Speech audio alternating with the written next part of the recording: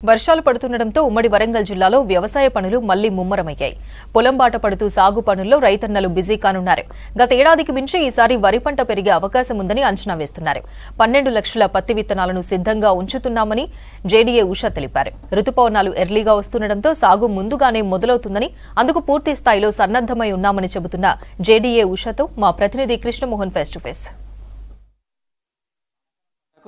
అధికార యంత్రాంగం సన్నద్ధమవుతుంది. ఇప్పటికే వ్యవసాయ శాఖ అధికారులు వానాకాల పంటకు సంబంధించిన ప్రణాళిక కూడా సిద్ధం చేశారు. అయితే ఈసారి ఏ పంటలు ఎక్కువగా సాగయ్యే అవకాశం ఉంది, దానికి సంబంధించినటువంటి విత్తనాలు కావచ్చు, ఎరువులు, పెస్టిసైడ్స్ ఇవన్నీ కూడా ఎలా సిద్ధం చేశారో తెలుసుకునే ప్రయత్నం మనం వరంగల్కి సంబంధించినటువంటి జేడీఏ ఉషా మనతో ఉన్నారు. ఆమెతో మాట్లాడదాం. మేడం, ఈసారి ప్రణాళికకు సంబంధించి ఎట్లా ఉంటుంది, ఏ పంటలు ఎక్కువ సాగు చేసే అవకాశం ఉందని భావిస్తున్నారు? యాక్చువల్గా మనకి వానాకాలం తీసుకున్నట్టయితే ఈ జిల్లాలో కాటన్, వరి ఈ రెండు ప్రధానమైన పంటలు, కొద్దిగా మొక్కజొన్న, చిల్లీస్ మనకి ఉండే అవకాశం ఉంది. అయితే ఈ సంవత్సరం పోయిన సంవత్సరం కన్నా కూడా గత సంవత్సరం చూసుకుంటే మనకి కాటన్ వచ్చేసి 1,22,000 ఎకరాలు సాగైంది. ఈసారి ఇంకా ఎక్కువ అవుతుంది అనుకుంటున్నాము. ముఖ్యంగా ఏంటంటే మనకి ప్యాడీ కూడా మనకి ఏదైతే ఋతుపవనాలు చాలా త్వరగా వస్తున్నాయి అంటున్నారో, గత 4-5 రోజుల నుంచి కూడా మనకి మంచి వర్షాలు వస్తున్నాయి. కురిసినంత వరకు కూడా బాగానే కురుస్తుంది.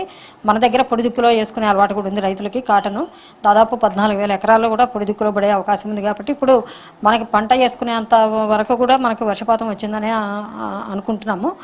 ముఖ్యంగా ఏంటంటే ఇప్పుడు కాటన్ అంతా కూడా మనకి జూన్ మొత్తము కవర్ అయిపోతుంది. జూన్ అయిపోయేటప్పటికి మనకి ఈసారి వరి కూడా బాగా పెరుగుతుంది అనుకుంటున్నాము.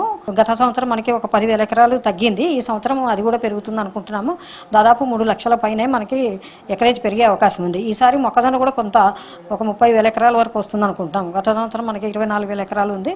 ఈ సంవత్సరం కూడా మనకి కొంత ఎక్కువ పెరుగుతుంది అనుకుంటున్నాము. అలాగే పప్పు దినుసులు, మనకి నూనె గింజలు కూడా కొంచెం ఏరియా పెరగాలని ఆశిస్తున్నాము. దాంతోపాటుగా మనకి మిల్లెట్ ప్రాసెసింగ్ యూనిట్ ఉంది కాబట్టి మిల్లెట్స్ మీద కూడా కాన్సన్ట్రేట్ చేస్తున్నాము.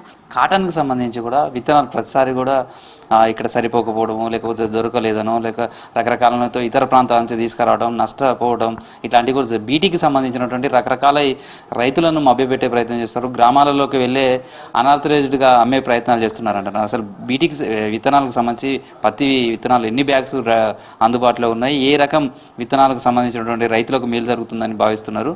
చాలామంది ఊర్లలోకి వచ్చిన వాళ్ళ దగ్గర కొని మోసపోతున్నటువంటి సంఘటనలు ఉన్న నేపథ్యంలో వ్యవసాయ శాఖ ఎలాంటి చర్యలు తీసుకుంటాం? యాక్చువల్గా అందరు డీలర్స్ కూడా మీటింగ్ పెట్టడం జరిగింది. మొత్తము ముఖ్యంగా ఏంటంటే సీజన్లో మనము పోలీస్ డిపార్ట్మెంట్తో కూడా మనము అది టీమ్స్ వేసి అంతా ఎంక్వైరీ చేస్తాము. ముఖ్యంగా ఏంటంటే ఇక్కడ సరిపోవటం అనేది ఏముండదు, ఇంకా వెనక్కే పోతాయి మనకి విత్తనాలు. యాక్చువల్గా మనకి 3,60,000 ప్యాకెట్లు అవసరం అయితే ఇప్పటి వరకు మనకి 1 లక్ష పైన ప్యాకెట్లు రావడం జరిగింది. ముఖ్యంగా ఏంటంటే మనకి దాదాపు 12 లక్షల ప్యాకెట్లు మనకి మార్కెట్లో పెట్టడం జరుగుతుంది. ఒక అన్ని ఉమ్మడి జిల్లా మొత్తం 6 లక్షలు తీసుకున్నా కూడా మనకి ఇంకా 4 లక్షలు వెనక్కి వెళ్ళిపోతాయి. ఎందుకంటే ఇక్కడ అన్ని కంపెనీస్ పెడతారు. ఒక చోట దొరకంది ఏంటంటే బ్రాండ్ కొన్ని వెరైటీసే కావాలని అడిగినప్పుడు కొన్ని ఉండకపోవచ్చు. ఎందుకంటే ఒకటే కంపెనీకి చెందినవి కావాలంటే కూడా దొరకపోవచ్చు. ఒకటేంటంటే మనకి అన్ని వెరైటీస్ కూడా బీటీ ఇక్కడ అమ్మే అన్ని కూడా మంచి వెరైటీసే. 1-2 క్వింటాల్స్ మనకి ఏమైనా తేడా వస్తుందేమో కానీ అన్ని వెరైటీస్ కూడా మంచియే.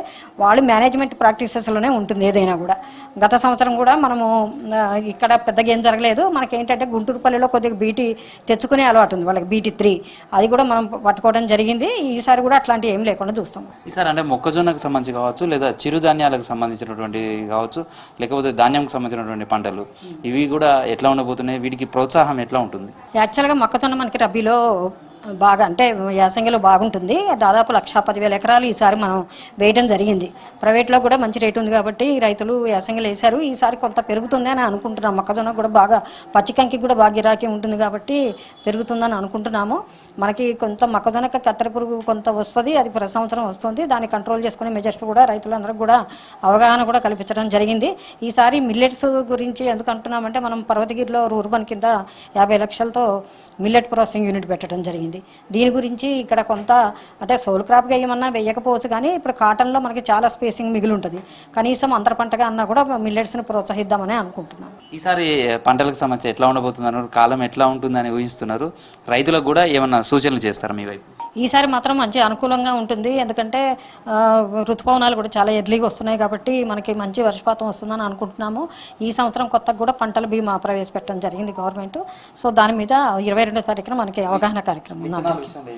విత్తనాల విషయంలో తీసుకుంటే మనకి ఇప్పుడు కందులు కానీ, పెసలు కానీ, లేకపోతే మినుములు కానీ, వరి కానీ, ఇవన్నీ కాటన్ అయితే మన దగ్గర మనకి పెద్ద మార్కెట్ కాబట్టి చాలా మన టార్గెట్ కన్నా ఎక్కువ ఉంచుతాం. ఎప్పుడు కూడా దాదాపు 12 లక్షల ప్యాకెట్లు మనకు వస్తాయి.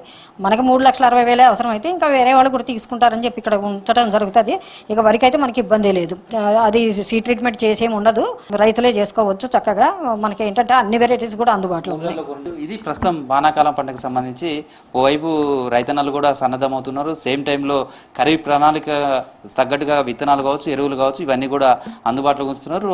రైతులకు కావలసినటువంటి విత్తనాలు కావచ్చు, అవసరమైనటువంటి అన్ని రకాలైనటువంటి ఫెసిలిటీస్ కూడా అందుబాటులో ఉంచుతున్నాం. ఎవరు కూడా అనాథరైజ్డ్ దగ్గర కొనకూడదు. పత్తి విత్తనాలు కావచ్చు, అదేవిధంగా వరికి సంబంధించి కావచ్చు, మిగతా పంటలకు సంబంధించినటువంటి విత్తనాలన్నీ కూడా పూర్తి స్థాయిలో సిద్ధం చేశారు. రైతులకు ఎలాంటి ఇబ్బందులు లేకుండానే ఉంటుంది. ఈసారి ఖరీఫ్కు సంబంధించి కూడా ఋతుపవనాలు ముందుగానే వస్తున్నాయి కాబట్టి ఈసారి కాలం బాగా అవుతుందనేది అధికారులు కూడా అంచనా వేస్తున్నారు. వీడియో జర్నలిస్ట్ క్రాంతి కుమార్తో కృష్ణమోహన్, V6 న్యూస్, వరంగల్.